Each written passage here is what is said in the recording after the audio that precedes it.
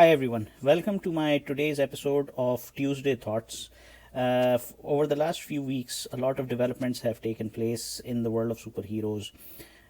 Some of it has been getting the right amount of exposure, while some of the other things are not getting that much of a response as one might expect from them, or from the community for that matter.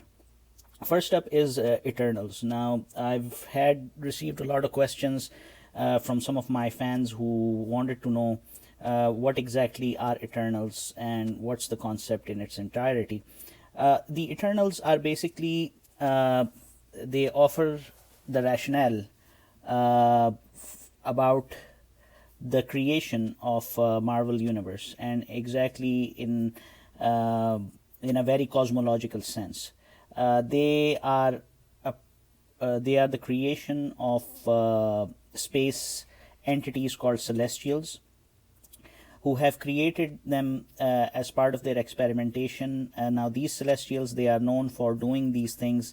If all of us are aware of the species called Kree, to which Captain Marvel belongs to, they are also a result of that experimentation that was done by celestials many millennia ago. And in that respect, the Eternals are basically inhabited on Earth. They were created for the sole purpose of, exploring the human evolution, to the extent that there are more superheroes becoming part of the planet Earth. And in total opposite of them, there were the deviants, who were the total opposite in terms of their appearance, in terms of their attitude. They live beneath the surface, whereas the Eternals live over the surface. And then at the same time, one needs to know the fact that the Eternals are pretty much inspired heavily by the Greek mythology, because the place where they live is called Olympia. And one of the Avengers, if those of you who are into comics, Hercules, is also hailing from that area. Hercules is himself part of the Greek mythology that has entered the Marvel universe. Along with it, in recent times, we also saw Ares, who is referred to as the Lord of War in Greek mythology, being part of the Marvel universe. Anyhow, to getting back to the Eternals. So Eternals are these beings. Some of them are immortal, like the one Icarus. And Icarus' story is pretty much heavily borrowed from the Greek mythology itself, because there was a being named Icarus, whose wings were made by his father of wax, and he always advised his son not to fly near the sun, otherwise those wings would melt. And like a rebellious child, he does that. Next thing you know, he ends up being dead.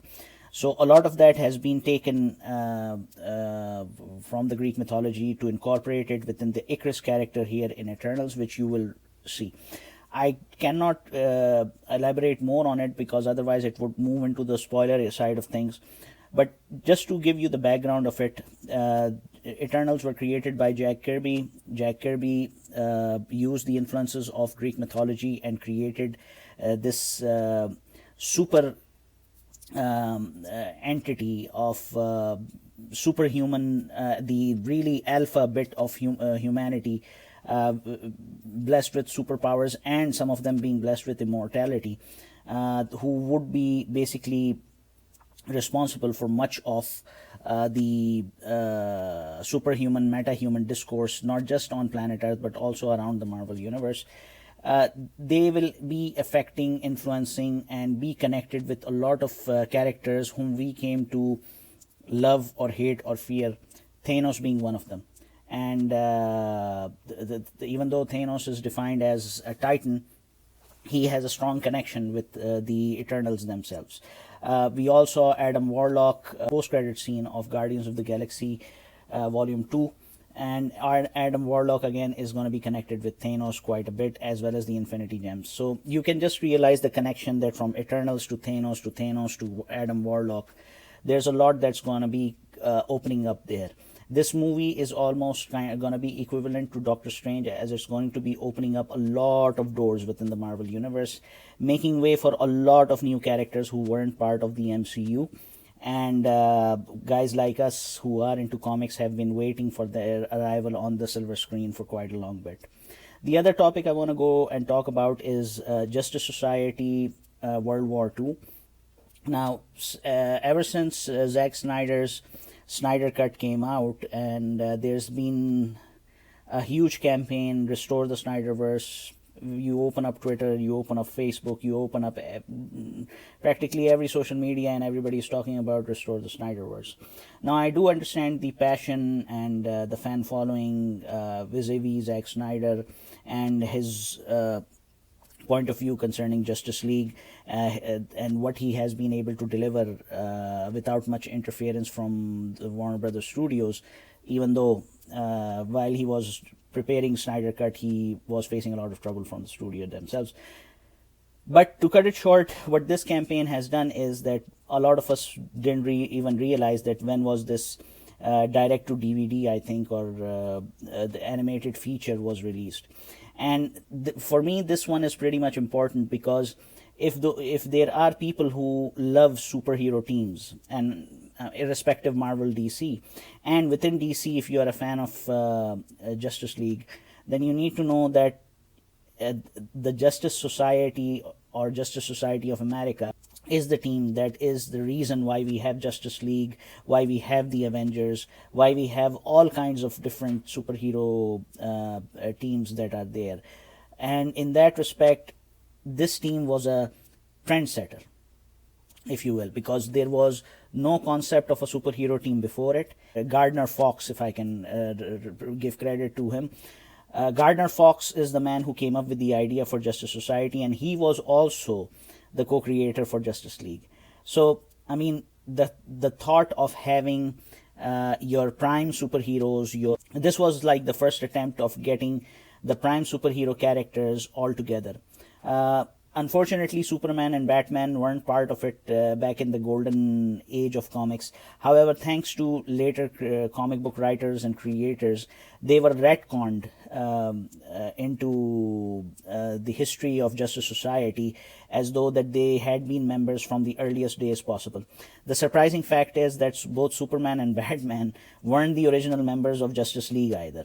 I don't know what were DC or their predecessors were thinking when you have such trend-setting characters as part of your own portfolio and you just decide not to be using them as part of a superhero team that would redefine the discourse of comic book universe, not just in DC Comics, but every other publishing house that was there and that is still there.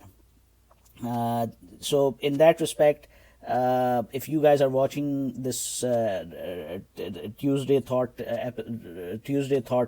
clip of mine, make sure that you are able to, that you do watch Justice Society of America World War II. I highly recommend it for anyone who is a fan of Justice League. I highly recommend it if you are even a fan of the Avengers, and to be able to experience some of their history, if you will. And because one other aspect that's quite important is that when the movie Black Adam comes out, a lot of their members are going to be making an appearance in that movie. And if you don't have a background of them, you don't have any background information about them, you won't be able to enjoy the movie that much. So that's it for today's Tuesday Thought. It's not going to be a frequent thing, but anytime I feel like there is something missing as part of the discussion or as part of the discussion vis-a-vis superheroes, I'm going to be uploading a Tuesday Thought episode whenever the time is right. Thank you very much for watching. As always, make sure to subscribe to my YouTube channel, like my Facebook page.